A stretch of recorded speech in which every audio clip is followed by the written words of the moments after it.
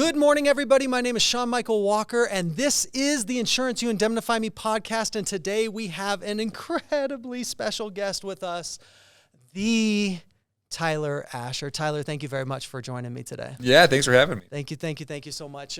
These podcasts normally go very, very long, like hour and a half format. And we're not going to do that to you today. We're going to go quick and fast, and we're going to ask you a bunch of poignant questions. And I just want to say I'm very, very excited to have you with me today. Absolutely. Thank you so much. Before we get started, we always start these shows out by introducing the guest and letting the guest kind of introduce themselves to the world. You might need no introduction, but just so the world can get to know Tyler Asher a little bit better, I always ask this question: who the heck are you? Well, that's a great question. Who am I? So professionally, I lead the independent agency channel for Liberty Mutual and Safeco. So that includes Safeco Personal Lines, Liberty Small Commercial, and now State Auto, which we welcomed post the State Auto acquisition. So I lead our national efforts, and I've been with the company for 24 years. 24 years. Going on a quarter century next year. That's incredible. Personally. Hold on. What roles did you play leading into all of that, up to president? Like all insurance professionals, I always dreamed of being an insurance insurance executive. No, I came to the company right out of college. I was planning to go to law school, so I was looking for something to do while I studied and applied to schools. And right off campus, Safeco was hiring, and so I started in accounting and finance and had a bunch of different roles there for a good 13 years. Then went into distribution strategy, analytics. And then about 6.5, almost 7 years ago, took over as the president of Safeco. And a few years after that, we brought in Liberty Small Commercial and recently State Auto. Right. Okay. You were going to say on a personal level? On a personal level, I'm out of Seattle. Okay. Always? Have you always been a Seattle always guy? Been Seattle, kind of born and raised in the Northwest. 3 kids, all in middle school. Wow. So it's busy. Wow. A lot of kids' sports on the weekends. And I am an avid Seattle sports fan of all sports and teams. So were you sad to give up Russell? We were ready. So you guys, a little painful best for of us. luck. Best of luck. Yeah, thank you. Yeah. How about one last question on a personal level? What was your first job? My first job, I was making sandwiches at a Quiznos or a Subway or something. So what was your first job? I feel like my first real job. Very first job. My very first real job probably was at Safeco. Oh, really? Before that, I just did a bunch of under the table stuff, like cleaning up people's yards. Sure. We used to, my grandfather had a ranch, and I think this so violated. So he'd say, "Hey, get over here and work for me." I think it violated child labor laws, but we'd go help him in the hay season for $20 a week. Sure. My mom had a business, so we worked for her during summer. Wow. So a lot of under the table. So first official paycheck. Safeco Insurance. Safeco Insurance. Yeah. Okay, cool. Well, let's get into this. I got a lot of questions. The first question I'm going to try and ask artfully, but if there was an equation and it equaled hard market, what are all of the variables to that equation that equal hard market? Yeah, it's a great question. I think, first I don't know. We look back. I'm a big history buff, and I like to look at the history of insurance. Sure. So you try to identify, have we been through a hard market cycle this one? Sure. We think it's probably the worst in a generation, if I'm being honest. That's what Insurance Journal said. Yeah, and if not ever. Yeah. And it's been a confluence of factors. So back to your, equation, what are the main drivers? Yeah. I think the high inflation environment coming out of the pandemic has been just a huge driver. Mm-hmm. Replacement costs for auto, homes, properties are just at a level where pricing hasn't kept pace. Yeah. So you've got inflationary pressures on the one hand. Yeah. Those are acute. Those are very clear. Second, we just continue as an industry, as a property writer. We're the second largest through agents. Mm-hmm. As a property writer, we continue to see a record level of catastrophe and severe storm. This year, the initial forecast was $100 billion in catastrophe losses. Yep. Last week, I saw a report that this year's forecasted to be at $133 billion. Wow. And that's kept pace for the last couple of years. So the frequency of events continues at a high clip, and they're more severe. And then the third piece of the equation, there's a lot of parts here. Yeah, that's all right. The third part of the Some equation, equations get incredibly complicated, so that's okay. Liability lines just generally are under pressure. We think it's best referred to as legal system abuse. I think the industry vernacular has been social inflation. Sure. We think legal system abuse is a more accurate description of really what it is, but we're seeing severity pressures, large commercial, middle market commercial, small commercial, all the way down into personal lines. Any liability coverage has been really under attack by, predatory practices in some cases. Sure. For trial attorneys, I'm sure you have seen many billboards, radio commercials, TV ads. Sure. There's also just lack of transparency on third-party litigation financing. So we've seen the level of just severity on liability continue to trend up at a level that's really a pretty significant threat to the industry in pricing. So the confluence of those three has really driven a pretty dramatic market. Now, there's been downstream impacts of all of them. So inflation, what has that done? So, we've seen that certainly tick up in lots of different places in our business. You've seen catastrophe start to impact reinsurance costs, so reinsurance is higher. So they all have impacts, but those are kind of the big three that I put into that. Buckets of that equation. Yeah. Okay. Of those three big buckets, which one is weighted maybe the heaviest? Which one are you going, this one we don't got our arms around, this one we can't really control? Yeah. Which one is it? I think the one that is most important to get back to target profitability for the industry is pricing.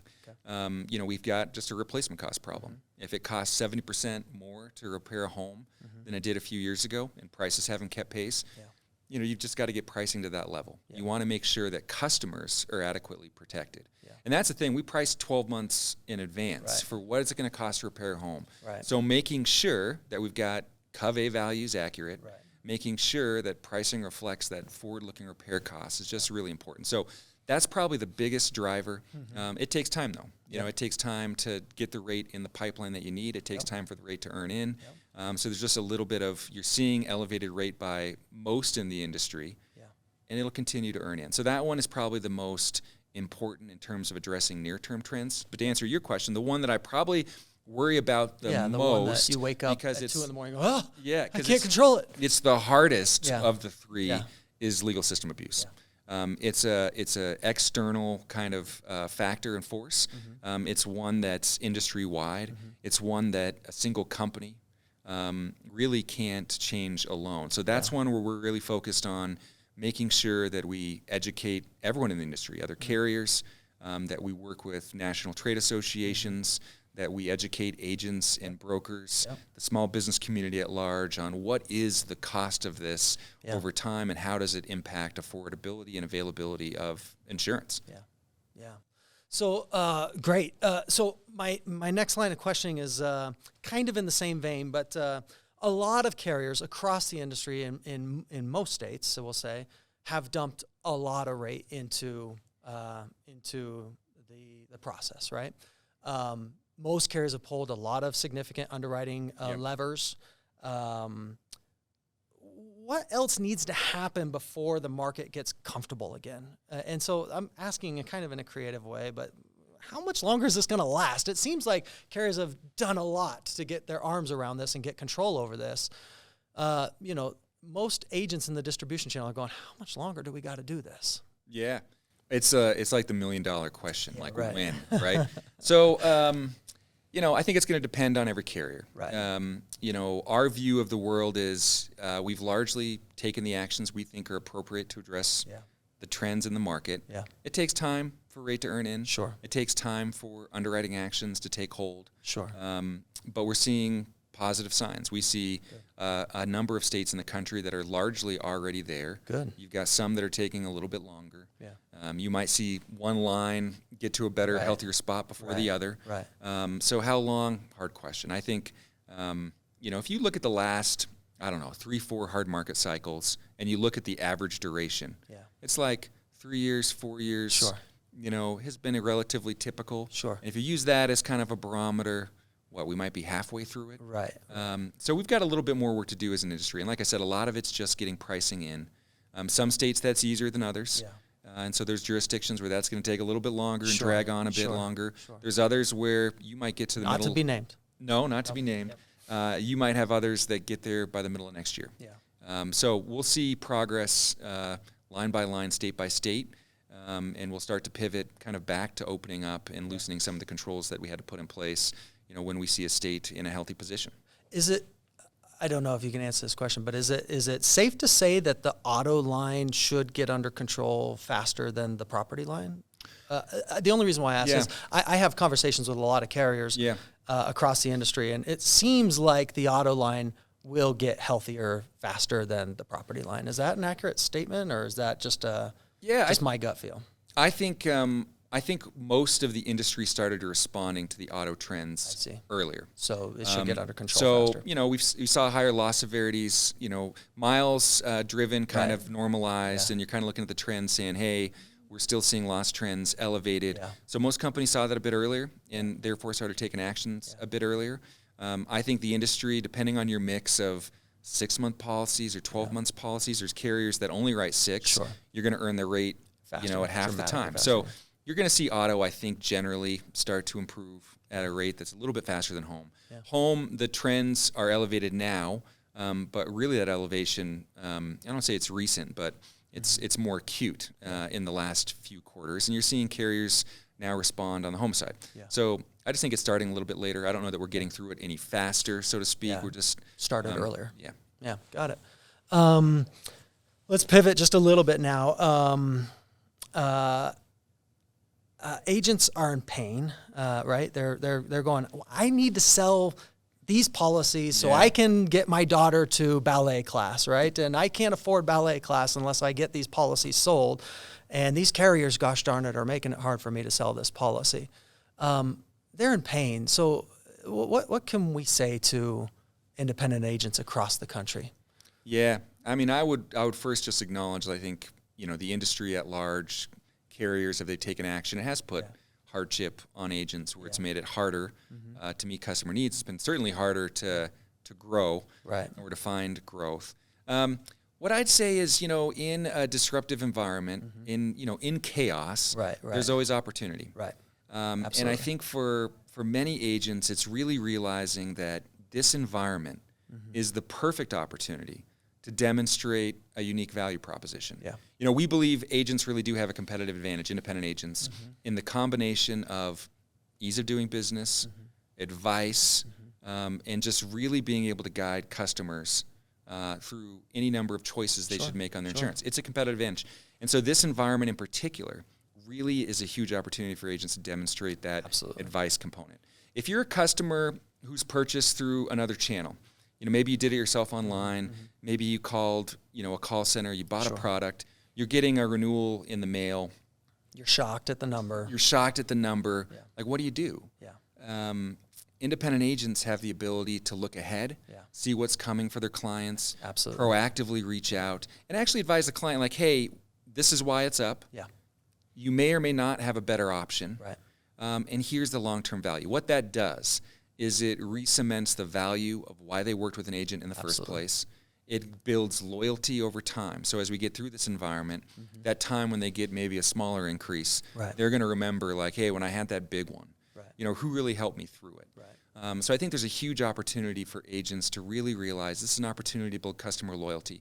You may spend a little bit less time on new business, a little bit more on customer retention, but when you do so, you're going to build a lot of long-term loyalty within your base. Yeah. And the reality is, as rates are elevated, as an agent's more successful at selling the renewal and the rate, that certainly feeds into agency top line as well. So it is a little bit of a pivot in terms of spending more time on customer retention and loyalty than we're used to, but it's one that I ultimately think will pay dividends. So agents are like, what advice do you give us? It's like, don't forget your superpower. Don't forget the advice component. Don't forget about this opportunity you have right in front of you. Yeah. And make sure you free up time to really focus on those value-added service transactions. Yeah. Not all service transactions build loyalty. Right. So like the easy stuff. Right. Push your customers to digital. Push your customers into a mobile app. Service center. Make sure that you're not spending your time on that stuff so you can really help clients through the current environment. Making sure they're adequately insured. Making sure that they got the protection they need. If they get non-renewed, making sure that we've got a solution for them as well. So I think it's a huge opportunity for agents to really lean into it.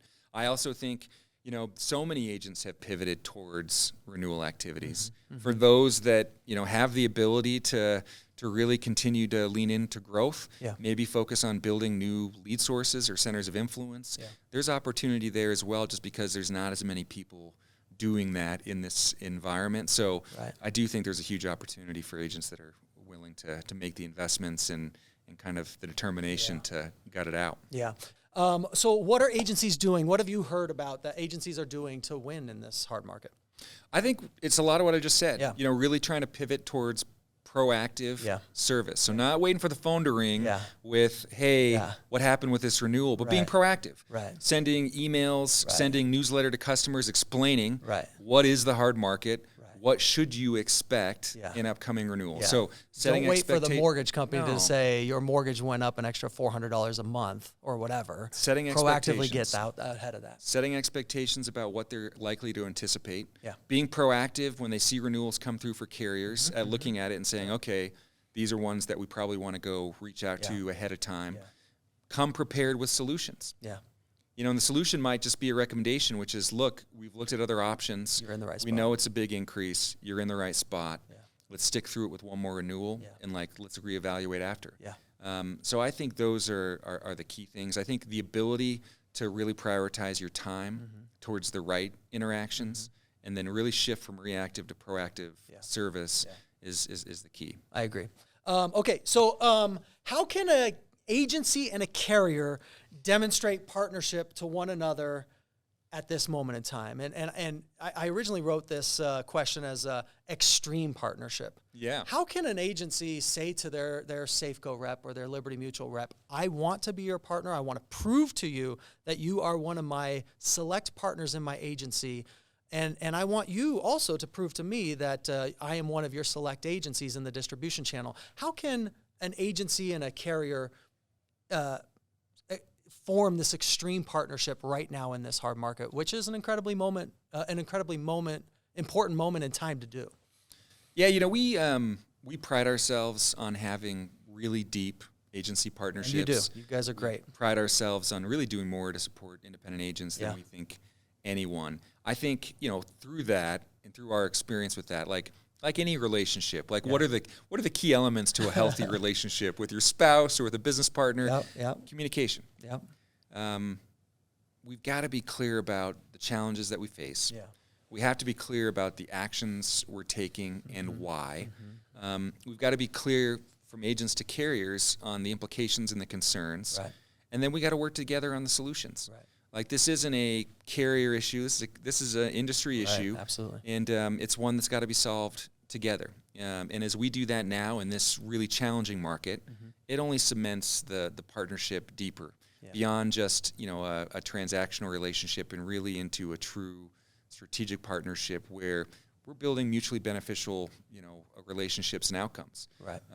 If there's a segment of a book that's underperforming, it's being clear with an agent to say, listen, we really don't see a path on this. We need your help moving it over time. We don't want to just non-renew it, but we want to start to strategically pivot our book. It's just having those deep conversations. And for an agent, being to express to their carriers, what are you trying to achieve as an agency? What are your greatest concerns? What are your needs? How can the carrier help in this environment with respect to how you're proactive with your clients, understanding the changes that are coming? Are there resources that would be beneficial? Are there things the agency, as an agency, can be doing to just run a better business? Are there resources that they can tap into? So I think it comes down to communication. I think it comes down to a willingness to listen on both sides and just realize that we are fully in this together. Very good. How will the industry look when this event is over? So when this hard market's done, and maybe not how will it look, but what will we have learned as an industry when this hard market's over? Because the insurance companies are great at underreacting and overreacting. And what are we going to learn from this hard market so the next time we're a little bit better prepared for this? So we've been, as a company, we've been partnering with independent agents for over 100 years. So a century of working with agents. It's a period where, 100 years, we've seen a lot. You've seen countless market disruptions, wars, the Great Depression, in recessions, many hard market cycles, catastrophe events. We just got through a global pandemic. And in each of those, we've come out stronger than before as a company and for the agency channel. Like, it's actually one of the biggest strengths we've seen of the channel is its resiliency, its ability to evolve and adapt. That's what's going to happen here as well. We're building, as a result of many of the trends, more sophistication in point-of-sale underwriting. We're being smarter about, technology deployment. What are the processes that we need to light up? How do we think about, in the, light of all the catastrophe events, how to manage, risk in different ways? All of that is maybe necessitated by the current environment, but all of it is going to make us an even better partner and an even better value on the other side of this. Hard markets, they're acute. Like, we feel them now because you're in it. Right. But as time has shown, they do pass. Sure, absolutely. We've been at this a long time. We're going to ultimately get through this together. We've got a little bit of work to do still. We're kind of right in the middle of it. But we're going to look back at this as another cycle of it was an opportunity for us to learn. It was an opportunity for us to get better. And we'll be stronger, as a result. I think the industry, it's a test for the industry. And not everyone's going to pass. So you may see some disruption in the market. But we're very confident in our direction, our path forward, and we feel like we're going to come out of this stronger than ever before. Yeah, it feels kind of like the culling of the industry at the moment, where we kind of have to weed out the strong and the weak and make sure the herd stays healthy. Yeah, I think there's over still 300 carriers selling personal lines through independent agents. That's right. So there's a lot, and not every carrier is responding to the environment in the same way. So I think there'll be disruption for sure. It's a test. So, but I feel confident with our history and with the history that agents have shown, and their resiliency, that we're going to get through this, and we're going to be on the other side stronger as a result. Yeah, absolutely. Let's take some time to do a little Safeco / Liberty Mutual commercial, if you will. Oh, man. In a very tactful way. The All right. audience won't suspect it, but I absolutely love Safeco. But I want to turn the microphone over to you and say, tell me what Liberty and Safeco does to champion the independent insurance agency channel. Yeah. Specifically in these market conditions. I think, there's lots of ways that companies go to market. One of the hallmarks of our strategy has been that we believe to our core that independent agents will continue to win. And the independent agency system now is stronger than it's ever been. I think so. Total number of agents flat to 2 decades ago, despite all the prognosticators and the pundits. Market share continues to move upward. So we see a very healthy environment. And our commitment, our brand promise, is to do more than really anybody to help agents win today and tomorrow, and that we fully commit to being champions for the independent agency system. And why? Because we have to. 70% of our global revenue at Liberty Mutual is through agents and brokers. So it is the foundation of our company. So we are committed not just to putting out a brand slogan to say we do more than anyone, but to live it. We've got programs that can help agents really understand what are the key trends that the industry is facing and how agents can combat it. Agentforthefuture.com. If you haven't, or your listeners haven't checked it out. And we hit any number of topics, from culture to hiring to how to think about diversity, equity, and inclusion, to how to just run incredibly sound business, to embark on digital strategy. We have not only here's things you should consider, but programs to help agents get started no matter where they are on that journey. We help agents with hiring, with training. We help amplify agents' voices in their local communities in terms of community giving. We help agents with digital presence, social media, you name it, and we've got a program to help from sales to service to effective agency management. And candidly, we're investing more now than ever. We're also huge supporters of industry trade associations, the Big I at the state, the national level, PIA, really everyone that's deeply committed to advancing the independent agency system. Today, we're the second largest carrier in the channel, and we feel we have an obligation as the second largest carrier to do our part to make sure the channel is thriving, the channel is healthy, and better positioned to meet the needs of consumers as we move forward. Yeah. So we are deeply committed. You see that in our efforts. You see that in our territory managers. We're deeply dedicated to having people out in the field with their partners each and every day, helping agents think strategically about their business, thinking strategically about our partnership for sure, but really just trying to help agents win day to day. And that is a core part of our strategy and will continue to be. Well, you guys do it incredibly well. Safeco and Liberty just do that. They champion the independent channel so wonderfully well. And so thank you very much for doing that. I appreciate that. And thank you very much for being committed to that.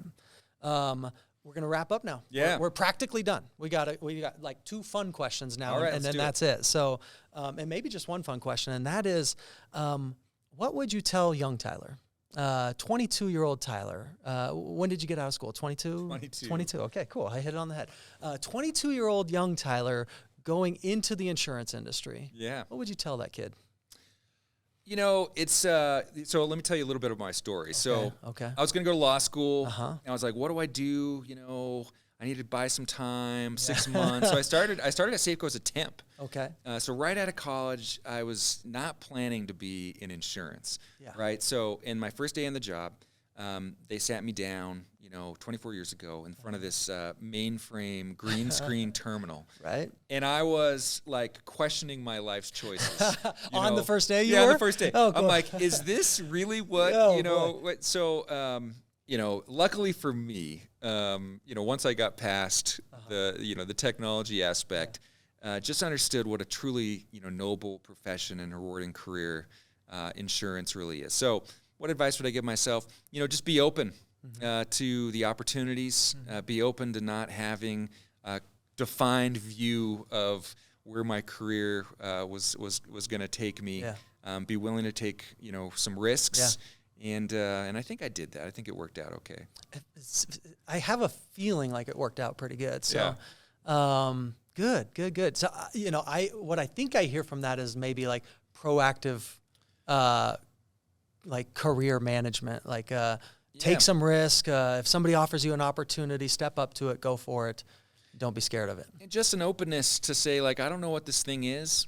I don't know what it's all about. Let's go figure it out. But, like, let's see where it takes us. Yeah, interesting. Very good. Well, Tyler, I can't express to you enough how grateful I am for you to sit down with me and spend this time with me.